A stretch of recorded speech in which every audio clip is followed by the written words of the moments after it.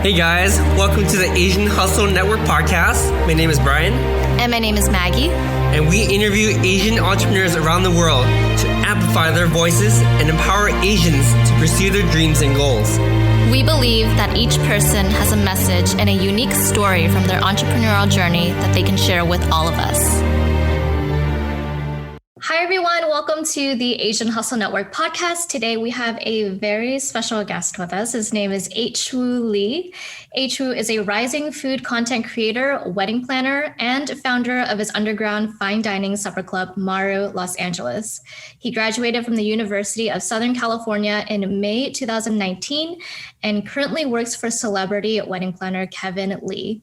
In the summer of 2017, AYch-wOO taught himself how to cook, and this passion has only escalated ever since. In 2019, he officially founded Maru Los Angeles, which focused on Korean, Italian fine dining and the social experience of dining. In December 2020, AYch-wOO began food content creation on TikTok, to which he has amassed over 468,000 followers. AYch-wOO, welcome to the show. Well, thank you guys for having me. I'm excited. I would like to just thank you guys again for reaching out. I noticed what you guys were doing before, and I was like, I really enjoy, and I guess honored to be part of a community that, you know, wants to promote the similar values to what I believe in, as well as experience growing up, being an Asian American, and trying to work your way through life. So. Awesome. We want to start by saying that we're a huge fan of your video and content. So when there was an opportunity to connect with you, we're like, there's no way we will not connect with you. So we reached out and you responded. We're like, oh, that's awesome, dude. But let's hop right into it. Like, tell us a little bit more about yourself. Where'd you grow up? What was your upbringing like? I grew up in Palos Verdes in Southern California. I was raised in a fairly, I guess, well-off family. My dad was doing pretty well during my early childhood. And then, you know, academics was always the focus, always trying to, my mom would always tell me, I hope you can be a heart surgeon one day. I really hope. And I mean, that stuck with me until midway through college when I switched majors. But so academics was always a focus, and my family, it was good family dynamic up until the third grade when my parents divorced. And that's when our family started doing not so well financially. So I've experienced both being, you know, growing up in a somewhat well-off family to having to worry about when I'm going to pay next month's rent. So it's quite a drastic, it's such an interesting way when you think about your personal finances as well as what you can and can't afford, because you had one side of the spectrum and now you're on the other side. That's so relatable, especially for us right now. You know, we had jobs a year ago and we quit and now we're just kind of broke. Just kidding. But yeah, I can totally understand, man. Thanks for sharing that part. Yeah. Yeah.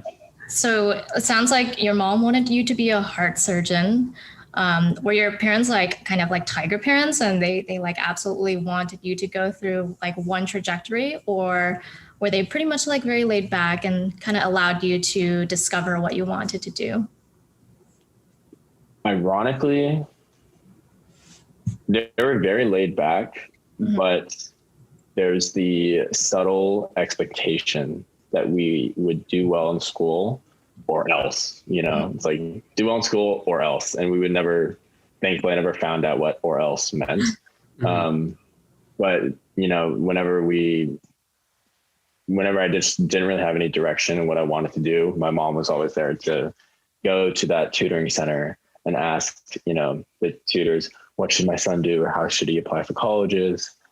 Because I didn't know, can I cuss on this? I don't really know. Yeah, sure. You can. Yeah. Be yourself. I mean, I didn't know jack shit about what I wanted to do. I mean, when I was younger, and it wasn't my mother's intention, I just always thought, try to be a good person, do very well in school, and go be a heart surgeon. Those are like kind of the three main things. You do sports on the side because you're in America and every kid has to do a sport. But other than that, I always was like a soldier, just go to school, do your work, get good grades, go to Taekwondo practice, because that was the one sport I chose and as an American growing up. But I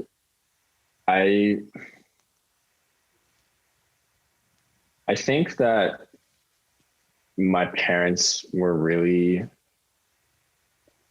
say this, they were laid back whenever I made decisions like this is what I want to do.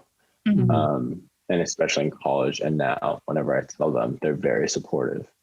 And that's what's, to me, the most important at the end of the day. That's awesome. They might put on this front of like, go be a doctor, but all they really want is for their kids to be happy. So. Yeah, that's a really good point too. I think it's a point that we bring up pretty often throughout the podcast. Like when Asian parents, they have this idea and image that they want you to be a doctor because that's their way of thinking that you'd be happy, you know? Until you show them what's possible, they're like your number one fan, pretty much. Yeah. And just watching your videos too, like you seem very attention to detail. So I can see where their confidence even comes from, you know, like just the way you edit your videos and their content that you put out. It's like, we're just looking at each other like, how long does it take him to do this? You know, that's even before we met you, by the way. Yeah. So I'm echoing off of Brian, like we'll definitely talk about your TikTok experience and your growth on that platform in a little bit. But like the first time that we found you on TikTok, and that's how we actually knew about you, AYch-wOO, is through your TikTok. And we were just so in awe over your videos, just like the details and every single little thing about your videos, like the way that you cut your ingredients. It's just so amazing that you just have to watch for yourself to see the greatness of it. But we'll definitely talk about your TikTok experience. But let's talk a little bit more right now. We want to talk about it. Okay. So we each discovered your TikToks on our phones differently, but we didn't know like we both discovered you around the same time. You're pretty much showing up on everyone's For You page. Yeah. Much. And then I don't know, there's every time your video came out, I noticed that Maggie stops what she's doing and she like watches it intently. I mean, I'm just like, what is going on? So much going on in the video that if I blink for 1 second, I will like miss a single cut. And she's like, and like if I get distracted, I'll be like, I have to watch it again. Yeah. So I don't know. First, I'm like, who's distracting? Are you texting another dude? So I like looked at their video. I'm like, oh, he's a pretty good looking guy. You know, honestly, I gotta put it to him. He's good looking. You know, his videos are great. It's nothing to be jealous about. You know, he's better. He's better than me. I'll take that. And to all the listeners, if you like see AYch-wOO's videos, you can see all the comments that are on his videos, and they're all like, oh my goodness, I would love a man who can cook. I would love to marry you, by the way. And TikTok, there's no filter with the audience. They throw everything out there. Yeah. It's insane. My favorite comment is the one where they're like, so when are you going to introduce me to your parents? Oh my God. Yeah, so let's back up a bit, right? So you started cooking and teaching yourself how to cook in 2017. Have you had any experience with content creation prior to then? Or was this something that you're just like, you know what, I'm just going to give it a shot because I want to see what I'm capable of doing? No. I was more of whenever we had events or things that could be created into content, right? Things that just people wanted to see, whether it's food, the events that I threw at USC. I never did the content creating part, and I was always the coordinator or the cook or whatever, the host. So when I was throwing concerts, I hired my friend as a photographer. During my dinners, I had 2 photographers that helped me out with editing as well as their photos and just creating content. But I personally have had an interest in creating content, but I never wanted to produce it. I always just wanted to understand the process of it. And I think it started with my aunt, who is a photographer, and who inspired me to take a photography class in high school. So I kind of learned Photoshop then. And then in college, my last year, when I had some extra time to take extra electives, I took a graphic design class. So those 2 classes, as well as just keeping a mindful eye for art or content, I think really played a role in eventually what my content is right now. Wow. Oh, That's awesome to yeah, hear. that's so awesome. And just like the quality of your content is just so incredible. So to know that you didn't even have a lot of experience prior to you starting TikTok is very It inspirational. sounds like Steve Jobs' story, how he created Apple, right? He like dropped into a few classes and it changes his life. Yeah. The exact same story with AYch-wOO. He dropped into a few classes that changes your life. You know, you just never know. So like, you guys want to venture out your major in college and try new classes? By all means, you should do it. It's a great takeaway right now. Yeah. But who's my Wozniak? Oh yeah. That's the other thing. I don't have one. Well, we can always look for one on TikTok. We'll look for one later. So AYch-wOO, when did you kind of have like your first glimpse of like being an entrepreneur? Because we know you started a company called ONYX, which was a music events company that hosted silent disco events. But what was like that first taste of entrepreneurship that you got exposed to? Mm-hmm. So I was in Alpha Epsilon Pi, the Jewish fraternity at USC, and a friend of mine was like, "Hey, you should be president." And I was like, sure, you know, I guess I would do, you know, I'd be pretty good at it. Who knows? I had zero idea what I was walking into. That was my first taste of the entrepreneurial side of myself, as well as running a small business. Mm-hmm. Fraternities, well, my fraternity at USC, you have 100+ members. You have these parties that can range from $10,000 to $25,000 budgets, and you are managing just a bunch of like 20-year-old men. You know how stressful that can be. But that experience definitely solidified as my first entrepreneurial experience, and I definitely learned how to run an organization. Mm-hmm. Take the initiative to start what I wanted to do, which was I did a couple things like or throw the parties lead the process in organizing a party, but also I started Shabbat dinners for my fraternity, which wasn't really a thing at USC. And what I ended up doing was having these Shabbat dinners, and I would invite other people in Greek life and not in Greek life as well. And they would just come over to our fraternity house on a Friday night, have some nice wine and some food, and that was it. It was a wholesome time to have in typically, and I guess by reputation, like more chaotic environment, which is a fraternity house. But the entrepreneurial side definitely came out during that time. And I even went as far to say that I wanted to do a second term because I loved it so much. Mm-hmm. But I realized I have other things to do, long-term, big picture goals that were not aligned with being a fraternity president. Mm-hmm. That's awesome to hear. Yeah. So talk a little bit about, you know, you teaching yourself how to cook and then hosting these weekly dinners out of your apartment for guests. Out of curiosity too, how did you teach yourself how to sharpen a knife so well? Oh yeah. You see that in every single video. Yeah, that's like the one part that is like so cool about your video. So I first learned how to cook summer 2017, and I was living alone at USC. And USC's food options are notoriously either overpriced or unhealthy. You're right next to Figueroa, which I believe has the most fast food restaurants per square mile and like in the world. I think that's a statistic.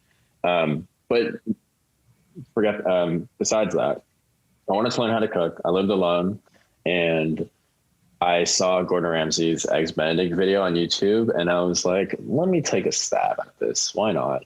I messed up the hollandaise sauce the first time, but I got it down the second time. And I can't honestly, you know, there's like these entrepreneurs that have these people that have these like aha moments. Mm-hmm. I don't have an aha moment from that first time cooking. It was so nonchalant to me. It was like, I'm just going to learn how to cook with no intent of anything in the future, but just the present of making myself Eggs Benedict, which is also what I love about cooking, is I just really forget about everything else. But I don't have like that aha moment of like, I could cook food for people. It was really just, I'm going to put all my time into reading this recipe, making it, step by step. And that was it. Yeah. That was completely it. And it snowballed into something completely like, I would have never imagined this. Right. But since then I was cooking for myself more and more. And then midway during my junior year, I saw a documentary on Munchies, Vice's like food media company, on a supper club at USC called Paladar, Paladar. It's, the name refers to, in Cuba, there's like a lot of people open their homes to serve food for the local community. And that's where the term comes from. But it was these two USC guys who every Thursday they would serve appetizer, main, dessert for $15. And it eventually got so big that part of like the documentary, and that they kind of focus on the documentary, is the fact that the cops were called on them when they had 60 people like in their apartment, just dining, just having a good time. I don't know what they're up to now, but I do know that they own Bakari, which is like a small restaurant in LA. I think they have a couple locations, but I think I heard after seeing, awesome. Yeah. So after seeing that video, I was like, let me take a stab at this once again. Taking stabs. I don't know if I can say that. Just attempting it again. I was like, let me just invite. Well, first I started with my roommates. I was like, hey guys, I'm going to make this and you guys just come down for dinner, and that's it. They like the food. They give me feedback. Continued once a week, kept going until my friend was like, H, I would pay you $25 for this pasta. And I'm like, get out of here. Like, it's not that good. But sometimes you need that external validation of like, this is good. To kind of realize I can maybe do something with this. So I still wasn't taking it seriously, but towards the end of my junior year and most of my senior year, I was doing weekly dinners. I posted the menu on Instagram. I said, hey, comment how many seats you want. This is how much it is. And I would just have people come over. I would fuck up all the time. I would definitely try to do a 3-course menu, and I would have my guests waiting for like 10 minutes for like the next dish to come out, because I just didn't know how to time everything. Isn't that standard though? Now I think about it, it's like between dishes takes a while at other restaurants too. I guess, yeah. it was like an abnormal amount of time that they would just be sitting around just chit chatting, which was fine because they had each other to talk to. But I feel like as you were starting out too, maybe you were also self-conscious about like how long they would be waiting, right? Because I would personally, if I were in your shoes, I'd be like, oh my God, I gotta cook faster. I gotta put out these dishes. Well, you seem so aware of everything. That's the thing too. Yeah, I mean, it's stressful. I mean, working in the restaurant industry, which I have a little bit of experience in, it's high intensity, high speed. It's you got to get the food out perfect every single time, and if you mess it up, they send it back, and you have to do it over again. Yeah, on top of the next orders you have coming in. Right. So, so I did those dinners for most of my senior year, and I was graduating, and I was still kind of looking for jobs because I didn't want to go to a corporate job. I already knew that I wanted to do my own thing. And one, I got connected to my boss through some mutual friends. But the other thing was my co-chef was like, hey, we're going to live in another frat house at USC. And he was 2 years below me. And he was like, do you want to keep running the dinners, the Maru dinners there? And I was like, why not? I've just graduated school. I don't have anything to lose. And so that's kind of how the next steps towards this went. Also, were you guys going to ask another question? I feel like I'm rambling on. Should I keep? No, we like it. How did you come up with the name Maru? And like, when did you decide, okay, we're going to name this Maru, and kind of like officially slap on a name to it? So when I made it Instagram official, when I was posting my menu on Instagram for my apartment, I asked my two best friends, like, hey, I want a short name. I want it to be Korean related, and I want it to be easy for basically the white person to say. Yeah. I don't want it to be hard for someone who doesn't speak Korean to be able to pronounce it. They were like, hey, there's this club in New York called Maru. Why don't you call it that? And I was like, I kind of like that. 2 syllables, nice and short, 4 letters. And as I looked more into the meaning of Maru, which kind of shows that I'm not I wouldn't say I'm the most Korean in terms of culture, and like growing up, I can't speak Korean fluently, but obviously I have a huge interest in Korean culture because that's my background. Obviously. But Maru it translates to wooden floors in Korean, but it refers to the wooden floors of a living room in Korean homes, and the area where people gather for food, for dinner, for games, movies, family discussions. It's actually a very common restaurant name in Korea. So when I went to Korea a couple of years ago, I saw like Pizza Maru and like Maru like something else and Maru something else. So I definitely have to think about rebranding later just because of trademarks. But and there's a Maru coffee in LA. But I picked that name because I resonated with the fact that my college apartment had wooden floors. It was a wooden table, and I just wanted people to gather and to have an excuse to have people come over, and I could just waste time from studying. There's nothing wrong with that. So I want to transition over to your TikTok career. We're just so eager to talk about it. We want to talk about this. Good segue. So we just rewatched your BuzzFeed article that got released. Oh my God. Earlier this year in 2021. Congrats on that. The article that thank you forever made you extra viral. But yeah, I just want to hear more about that experience, Oh, more about that. Like how many videos did you post before then until BuzzFeed picked it up? So I downloaded TikTok last March, March 2020. I was living with my aunt, uncle, and cousin. My cousin, she was 16 at the time. She was always on TikTok. And I was like, some of my friends were on TikTok. And I was like, might as well. Got on TikTok and I was just skimming through everything. And I was like, this is a waste of my time.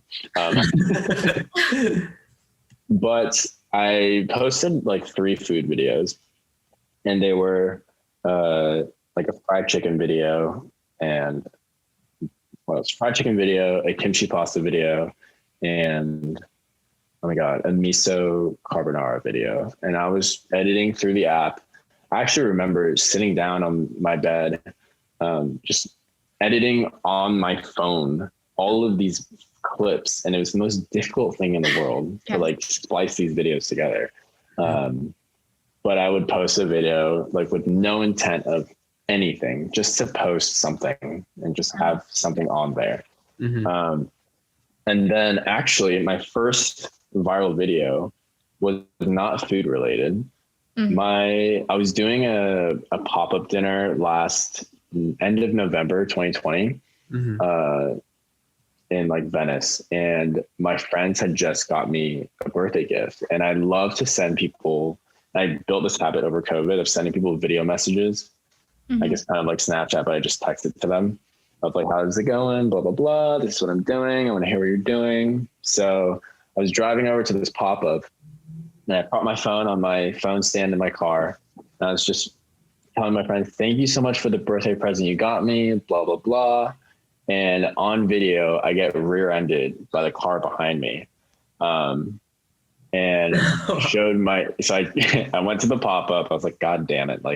Just got rear-ended, whatever, I'll figure out later. Finish the pop-up. I come back home and I show my roommate, who is, side note, he works for a TikTok talent management company. I showed him the video and he was like, this is fucking hilarious. I'm going to post this right now. I'm like, all right, go for it. And it got 500,000 views. Wow. And I was like, this is fucking hilarious. I was like, I didn't think that a video of me getting in a car crash and get this much attention or provide such entertainment for people, but people like to see me get hurt. I have no idea. Don't say that. But so that's my first TikTok experience, I would say. and going viral. And then I just got a new computer and I got Final Cut Pro, and I just got Final Cut Pro because I was like, I just want to have it just in case I'm doing work for my boss and I need to edit like a wedding highlight video or something. Mm-hmm. And one night I just wanted to make myself this American Wagyu steak with potato puree and like bordelaise sauce. And I just filmed every part of it. And I remember starting at 9 p.m. and I didn't finish till like 3 a.m. And I was like, this took so long because I was filming every single cut, angle, whatever. Yeah. Mm-hmm. But, and I also sat on the footage for maybe like 2 weeks. I didn't actually even touch the footage until I sat down one day and I was like, you know what, let me just put this together. And I edited the video together with just like nothing on my mind. It was just like, this is my free time. I'm just going to edit something together. But the intention of, it's funny, there's one clip in the video that says, hey, you're going to watch me cook for myself. Yeah. But the full video says, hey, you're going to watch me cook for myself. I'm not going to teach you how to make any of it because you're probably here to just watch me cook and just for entertainment. Thank God I didn't leave that. Oh my gosh. Oh, that's what you took out. Thank God. I took out the rest of the back because I was struggling to fit 40 minutes of footage into 1 minute. Oh, it's impossible. Oh my goodness. Yeah. So the one part I left, which is I guess my tagline now, which is you're going to watch me cook for myself, is what's stuck. Yeah. I could send you guys the full clip later. I'm literally just like, yes. I just look like a dick. I look like an asshole. I'm like, you're just. But I'm not going to teach you. I was like, I'm not going to teach you. But the intention was I want to show every single part of the process because I've always thought that cooking videos were like here, then here, then here. I'm like, what the hell just happened? I mean, I understand my videos are like that now, but like. I wanted to show that I was doing it right, or I was showing every single part and just show someone that like, this is what I'm looking at when I make this dish. Yeah. That's it. That video went viral. And I was like, oh my God, what am I supposed to do with myself now? Like, like, what am I doing? But I was still going to work. And about, I would say a week later, I was like, okay, I got to make another. A week later, I got an email from BuzzFeed like, hey, wow, can we put your video in a compilation? And I was like, oh my God, amazing. Sure. Yes, please, blah, blah, blah. And I made a mistake of not talking about usage rights with them, but I've learned from them. Yeah. But it was not until like a month and a half later did they actually post not only that first video, but along with 2 other videos with it that were my later creations. But since then, I've just been working and making TikToks and food content. Wow. I think you're being too humble about that process right now. Like you grew enormously from that. Yes, yes. The interesting thing is like, everyone always talks about how you have to post 3 videos a day for you to get viral. And so you up your possibility of going viral for at least like one of those 3 videos, right? But AYch-wOO, you don't post every single day. You post like once a week or even like less than that. And I think it's because like your videos are so high quality that every time like someone sees your video comes out, they're just like, oh my God, like AYch-wOO posted a new video, you know? So that just goes to show like how high quality and like how much time you spend on. He also doesn't want to cook every day, does he? That's true. And like most of your recipes take like multiple days to prepare. Yeah. They definitely do. I didn't want to go the quantity over quality route. Yeah. For sure. I want to be able to post content that I am comfortable with. If I were 80 years old, I could watch it and be like, I still like this. I've watched my videos a million times, and I'm just looking for ways to improve or whatnot. I love that. I mean, on that topic, like we definitely see the improvements since like your first cooking videos till now. Like how have you kind of implemented improvements into your videos, and how have you like take notes on the side? You're like, yeah, how do you track? I need to improve there. Like, how do you track and measure your KPIs? Well, at least in terms of the creative side, I don't just want to make dishes for, my intent is to not make a dish that's easy for everyone, to be honest. I want it to be like, I want to be very thorough in my recipe and to explain that anyone can make it, but I understand that a lot of my dishes are just not very approachable. And that's strictly because these are things that I'm interested in. And that's the reason why I started cooking, was because I was not, the reason why I got better at cooking, I think, was because I was more interested in these dishes at restaurants that I couldn't have at home. Yeah. I think one of the times I made bao buns with pork belly back in college, I was like, oh my God, like, I can't believe I made this. Like, this is something that I go to a restaurant for. Yeah. Like, no one makes this at home. Like, who the hell makes pork belly bao buns at home? No one does from bao buns from scratch. And those kinds of moments that I've had with cooking, that's what I just keep going for. I want to make food that I'm just happy with for myself. Improvements wise, I'm definitely trying to just stick with dishes that I like. And as I have more time, I want to be able to create dishes that I don't want to just post dishes that are replicate. I mean, everything's replicable, but like, there's definitely, I feel like there's a personality to each one of my dishes. Like, it just is a dish that I would make. But I also want to be able to show people that I am a self-taught person. And this is what I learned to make on my own from the internet. The internet's my greatest teacher.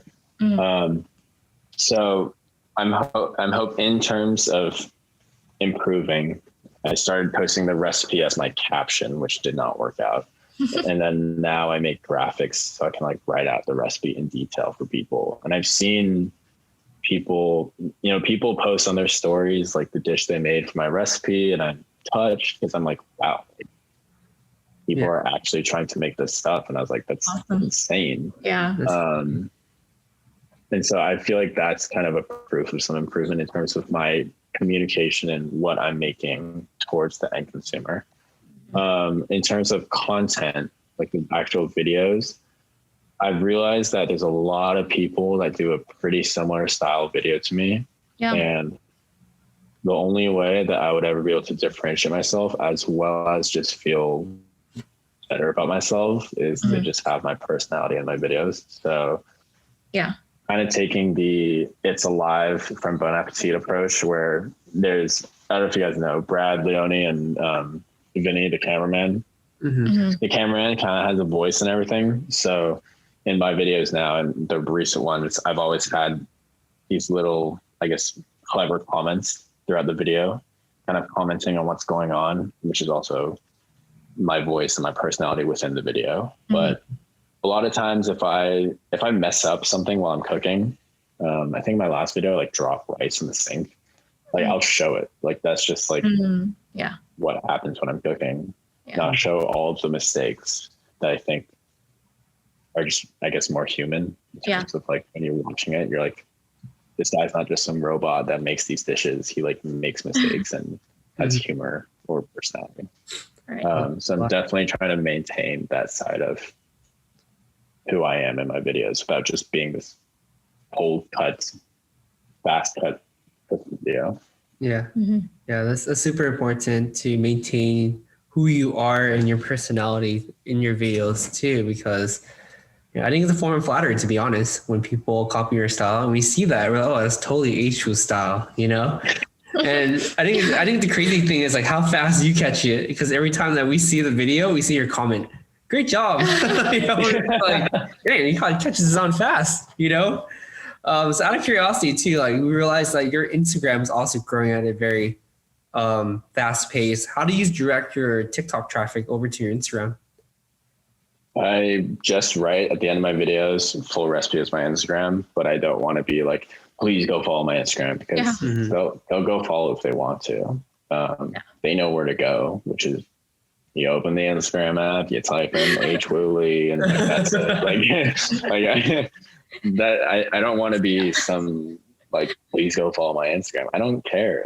I'll organically grow. So yeah. I like the mentality. Yeah, that's a really good mentality. And so how do you determine like what type of people on TikTok and what type of creators you want to partner up with? Because you recently did a collaboration with other chefs as well, which is a really cool video. Listeners should definitely go check it out. And so how do you kind of determine like who you want to partner up How with? do you like initiate that too? Yeah. Hey, I like your video. So Nick reached out to me. And he said, let's do a TikTok collab. And I was like, oh my God, yeah. He reached out to me to do a video, and I was like, fantastic. And then he said, let's bring on the third guy. And I said, sounds good. I'm happy to do whatever. Mm-hmm. But since that video, I've reached out to 4 other people now. And I've said, I actually just got off the phone with the moody foodie Fabrizio Villapando. I can't pronounce his name. No, he said it. He said Villapando. Mexican. But I reached out to him just saying, hey, I'm just going to shoot my shot. I really liked your content. I would love to do something with you. And mind you, these are all food content creators. I haven't reached out to anyone that doesn't do food, but maybe I will. Who knows? But I reached out saying, hey, I like your stuff. I would love to just, 1, get to know you. Mm-hmm. And then 2, would you possibly want to do a collaboration video? So I'm working on 1, 2, 3. I'm working with 3 people right now. And the 4th one, we just spoke the other day about doing a collaboration video. But at least now that I'm learning about the food content creation space or content creator space, collaborations don't hurt anybody. Collaborations can only help in terms of your viewers get different content, you might get a different crowd. And when there's collaborations, there's 2 different minds working together. So there's definitely more creativity in terms of what you guys can do. So I've always just wanted to meet other people in this space since I'm so new to this space. And I think collaborations are my way of asking people, hey, you want to FaceTime and see what we can do? So, yeah. That's really awesome. I love how you just did your first collaboration and then now you kind of know how easy it is, right? And just kind of opening the door for even more collaborations in the future. You're growing right in front of our eyes every day so quickly. Now we're huge fans. We've been following you for a while, and then when you reached out to us, Maggie was like, AYch-wOO! Oh my God. Exactly how she says it too. I was like, you're gonna include me in the meeting, right? I was like, yeah. But yeah. Oh my God. So wait, Maggie, how come you didn't follow me or reach out to me? Because Brian was super active on Clubhouse. I saw your name immediately. More than I was. And so he saw you in one of the rooms. And I was like, because Brian has a bunch of followers on Clubhouse. And we were talking about who's going to get connected with you first. And I was like, you're probably going to get connected with AYch-wOO first. No, I saw you join our club and I follow you immediately. Within 10 seconds. Yes, no, yeah. I followed you immediately too. But Brian just had the connection first. Yeah. Who? I don't know. I saw someone, I don't know if I joined a room or if I just saw someone's badge at the bottom of their profile, with the AHN badge. I forget who.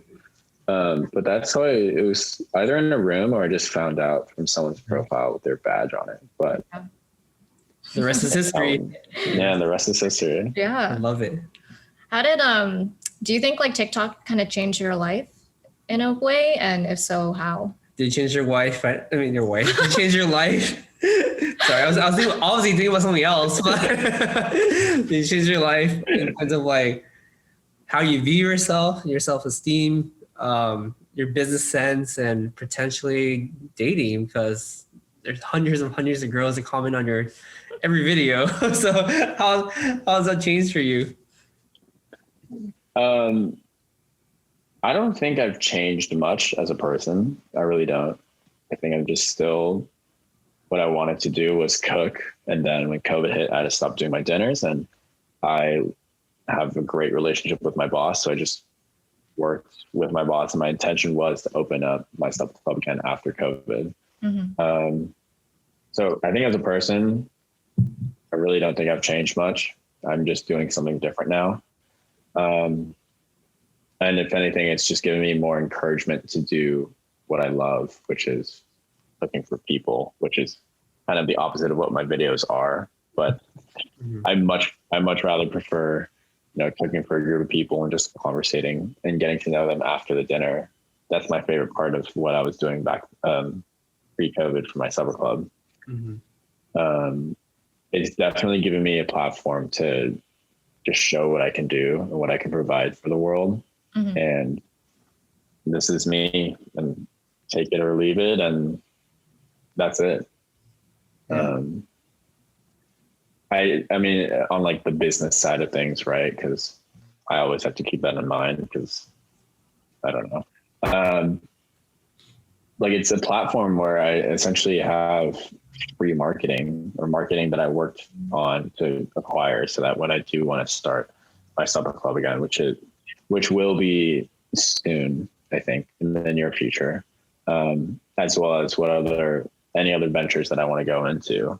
I definitely think it's incredibly advantageous, and I'm just lucky to have to help with whatever else I want to do later. I love that. I like that a lot. Yeah, that's awesome. And very excited to hear more about. Can't wait to try when you're open again. Yeah, after we open, we'll definitely come try when we come down to SoCal. Absolutely. Also, one thing I remember, in the car, I was driving to work one day after, I think, a couple of my videos, and I was driving to work, and I was like, you've never wanted to do social media stuff. You were like, why are you doing this? And then I remember just yelling in the car, you're doing this for free marketing. Just do it. Like, just do it. Free marketing. I just yelled free marketing. But then I was like, free marketing to eventually do what I think is more meaningful. Yeah. But I remember yelling free marketing for maybe like 30 seconds. Free marketing. I'm just like envisioning that right now. That's awesome. I like that a lot too. So besides reopening Supper Club after COVID, what are your goals for 2021? I definitely want to, 1, open the Supper Club. 2, I don't know if I can share this on a podcast. I have a long form content series that I'm working on with a music company. I've always been into electronic house and techno music. Nice. And that's a project that I'm working on that I want to see succeed in 2021. And then just solidifying my space in the YouTube or all social media platforms, but mostly YouTube, is to feel like that I have a comfortable portfolio on YouTube where, and basically I'm just comfortable with it. There's no like benchmark to it. And I know that most people are like, oh, you should try to plan out everything. But I know myself, and myself is I'm hypercritical on myself, and it's sometimes how I get things done. But also I know that if I, sometimes I will go to the extreme to get stuff done, and it's not healthy. So I know that when I do these social media things and having to, put out content there, I want myself to be comfortable with it. There's no, I need X amount of videos, or I need this amount of followers or subscribers. It's am I happy with what I'm presenting to the world on YouTube and these platforms? Yeah. And I obviously have like a rough number in my head, or like I have like an idea of how much I want to produce, but it's not this hard cut. This is your deadline, because I know in the past I've done that, and it's not the healthiest thing, although it gets stuff done, but I care about my health. Yeah, absolutely. Mental health is As very I said, wine. Yes, red wine is good. You definitely do need a glass of red wine every once in a while to stay healthy. You do. Yes. So we have one more question for you, but I might ask like a bonus question later on. So our one last question is, what one advice could you give to an aspiring entrepreneur? Or just starting out like yourself? Yeah. What would you tell yourself when you first started out? Yeah.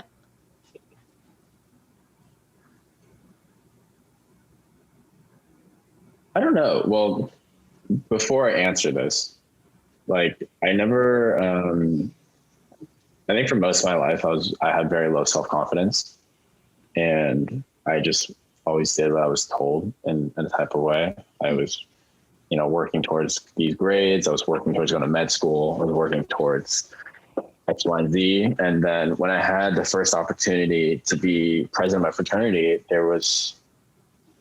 I felt like the sky was the limit. I mean, I could do whatever I wanted. Even if I didn't have the funds, I would figure out how to find the funds. Even if I didn't have the resources, I reached out to people, said, hey, can you help me with this? Can you help me with that? Just whatever it was.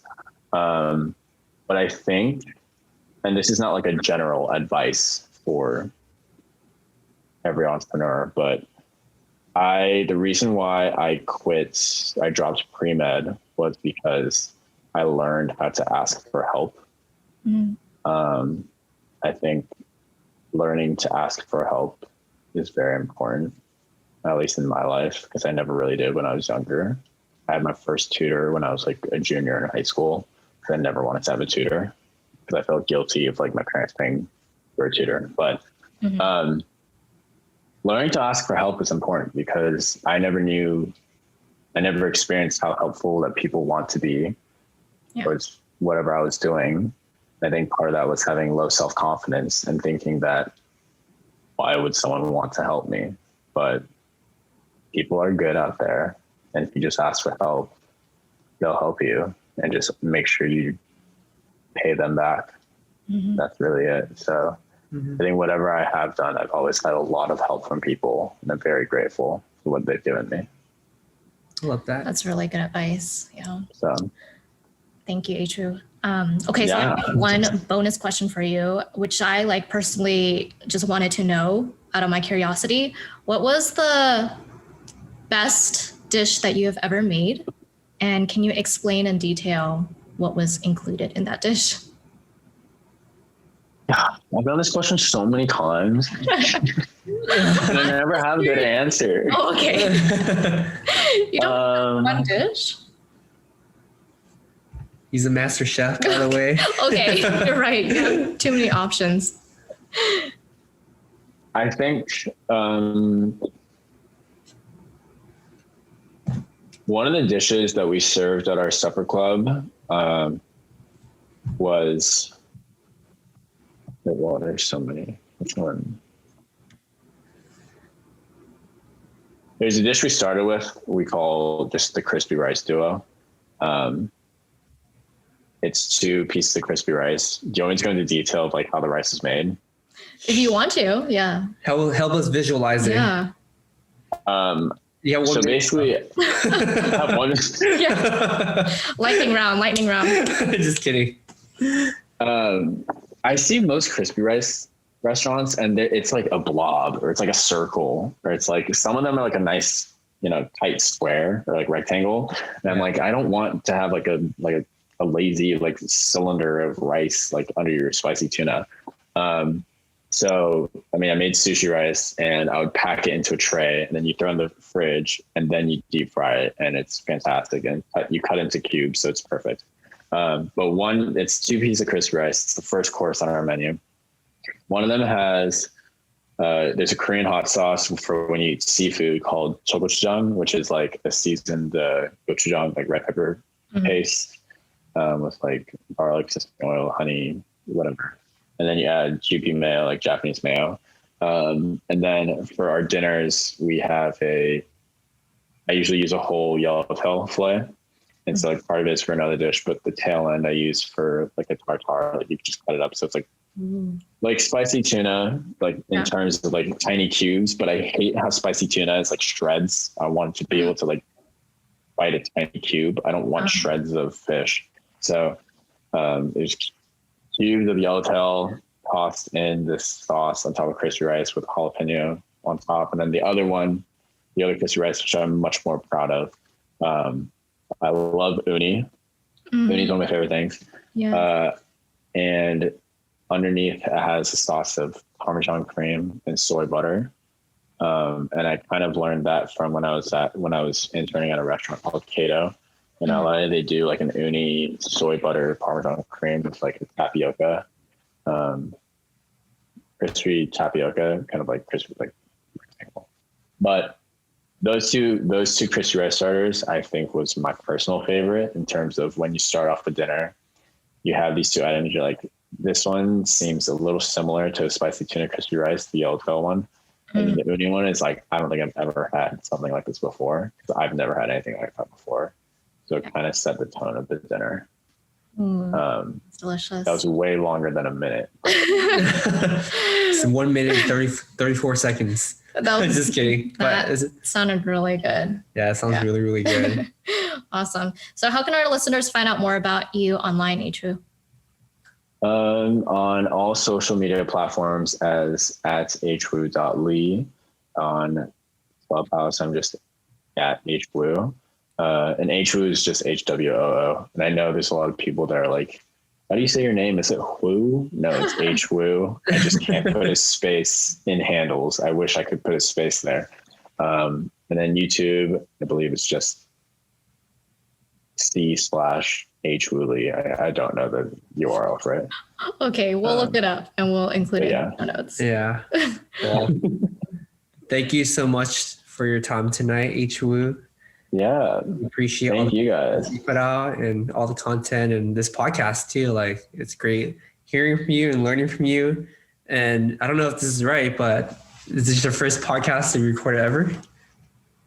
It is my second, technically. Well, it's my first solo. It's my first solo podcast. Oh, okay. Gotcha. Yeah, solo. My first solo podcast. All right. You heard it here first. AYch-wOO's first solo podcast. Exactly. I'll claim that credit forever.